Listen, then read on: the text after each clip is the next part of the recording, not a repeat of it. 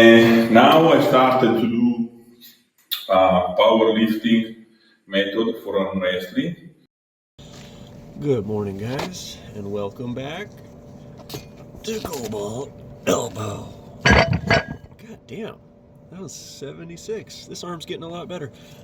Today, I'm going to be talking about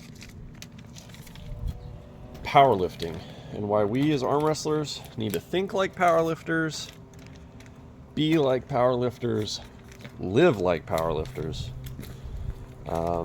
This is not a controversial opinion. Pretty much all of the top elite arm wrestlers agree that the powerlifters hold the key. You can find Devin Larratt saying pretty much explicitly that you have to be a powerlifter. You can find Hermes describing his training as being like powerlifting training. Look at Todd Hutchings, who downright prescribes the West Side Barbell System, which is a powerlifting system, one of the most successful powerlifting systems in history. You have all these examples of elite arm wrestlers talking about the merits of powerlifting and how we can all learn from the powerlifters. So, being the wise newbie student that I am, I'm listening to the top pros. If the top pros say be like a powerlifter, I'm going to take that seriously. So, I've been doing a fair bit of studying and research on the training methods of elite powerlifters, right? If the top pro arm wrestlers say you need to be like a powerlifter, well, then I'm going to go look at the top pro powerlifters to see what they're doing. And there's a lot to say, but if I were to boil it down to a single trait or quality or like way of existence or whatever, I would say that what defines powerlifters is that they're nerds. Powerlifters are actually the strongest nerds. Why do I say that? Take Ed Cohen, for example. Ed Cohen had a spreadsheet that told him the exact sets, reps, and weights for every single lift for 10 weeks out. He would make spreadsheets and project his lifts, and that would go out to 10 full weeks. And he said he would never miss a lift. He would hit all of his working sets. He would never skip a workout, never miss a lift, always hit the numbers prescribed by his program. Why do I say that's nerdy? Well, first of all, what kind of meathead is going to go out and make a spreadsheet for every single lift that goes out 10 weeks? That's some nerdy stuff right there. Dude had to do some studying. Dude had to learn some math. Dude had to get up on the computer and make a spreadsheet. How many of us are doing that for our strength training? That's nerdy, dude. So I think that's the defining attribute of elite powerlifters that we arm wrestlers can copy, is that powerlifters are formulaic. They follow programs. They utilize mathematics and scientific formulas to give them their workout parameters. And their whole objective is to be constantly growing stronger.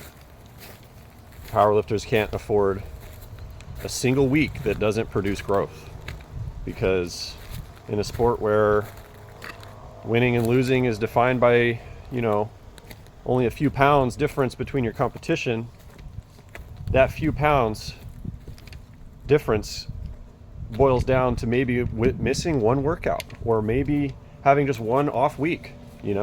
One off week can make you 2 pounds weaker. So these powerlifters have it extremely dialed in. And that's what I'm going to talk about later in the series. I'm not going to go into the full details of powerlifting style programming. That's going to be for part 2. This part 1, I'm just talking about the overall conceptual framework, I guess, that we should be putting ourselves in when we're thinking about being like powerlifters. So, like I said, that conceptual framework is one of being programmed, being formulaic, being consistent and disciplined, and really just mitigating all of the possibilities that could lead to backsliding, either overtraining, poor recovery, or injury. All of those things will set you back as a strength athlete And so powerlifters are very disciplined about mitigating those setbacks. And so I think arm wrestlers, we got to be the same way. We got to think about lifting in a way where we're constantly making progress, we're never plateauing, we're not getting hurt, we're fully recovering, all of these things. And I think that's an area where a lot of arm wrestlers suck. A lot of arm wrestlers are awful at recovery. A lot of arm wrestlers don't record their lifting. They have no programming to their lifting. They're just doing random stuff. And they don't have any way to measurably show that they're getting better.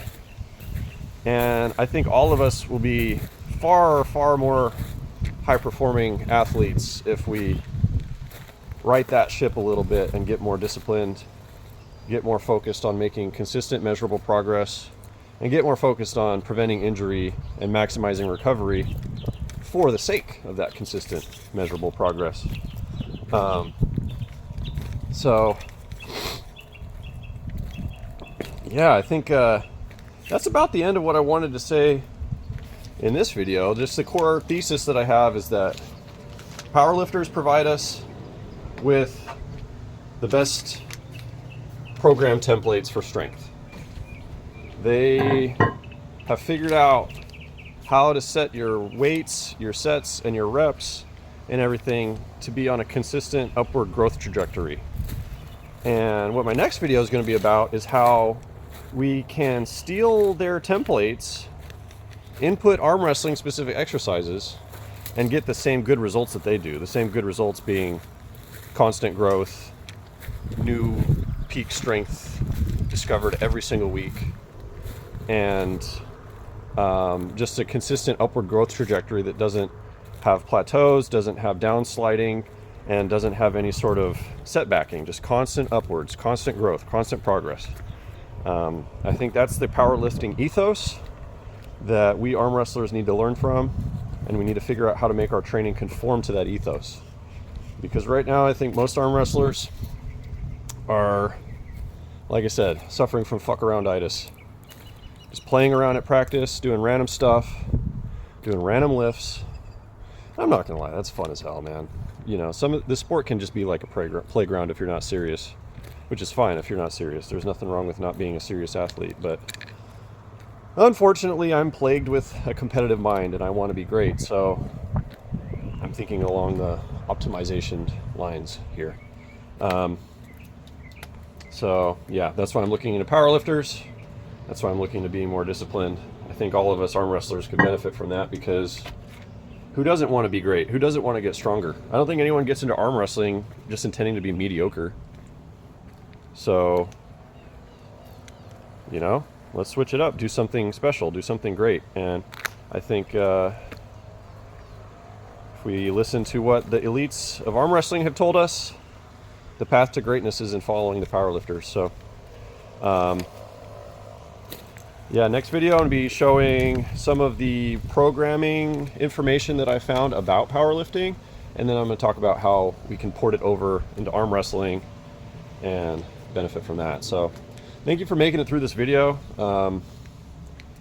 Hopefully I got you thinking about being like a powerlifter, and maybe gave you some motivational statements to get you think about changing up your programming to be a little more disciplined. But like I said, look out for next video. We'll get into the specifics, sets, reps, percentages of your 1 rep max, frequency, etc. Those are the things that I've been studying from powerlifters, and I plan to share all that with you guys coming up next. So thank you very much for watching, and have a great day. I will grow up with the weight. It's very difficult to explain, but I have 3 months and a half with a lot of weight, a little bit less, to reach the maximum power. Because no one talks about Cohn's training. Everyone wants to talk about his accomplishments, but the training was so scientific, so spot on, and so straight ahead. The use of the straight line periodization, which has completely fallen out of favor. He could go through an entire 12-week training cycle without missing a single pre-planned lift. Now imagine you set up a training cycle 12 weeks in advance and make every single one of the projected workouts. See, I thought that's the idea, is to make all your reps. Well, it is. Most people do. I certainly as hell never went on a 12-week cycle without having to rewrite something. Where did that come from? Where did your approach come from? I read all the magazines all the time and just made my own mistakes.